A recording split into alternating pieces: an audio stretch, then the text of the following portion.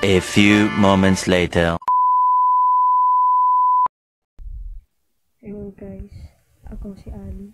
At ngayon, pag-uusapan natin ng isang napaka-importanting paksa sa buhay natin. Ito ay globalisasyon.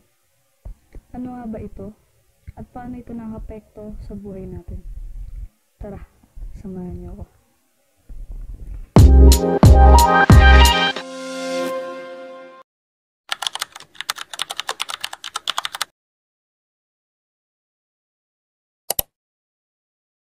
Ano nga ba ang globalization? Simple lang.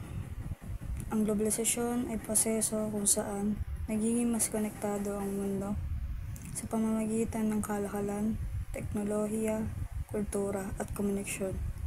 Dahil dito, mas mabilis ang palitan ng produkto, impormasyon at ideya sa iba't ibang bansa.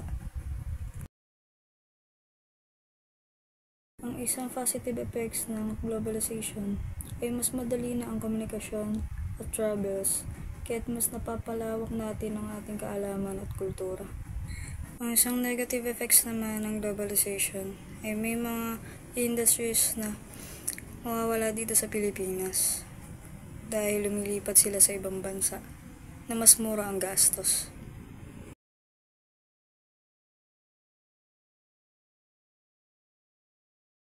Kaya guys, mahalaga ang maging aware tayo sa mga epekto ng globalisasyon. Sa tamang kaalaman, mas mapapakinabangan natin ang mga opportunities at maiwasan ang mga problema. Salamat guys. Dito na lang tayo.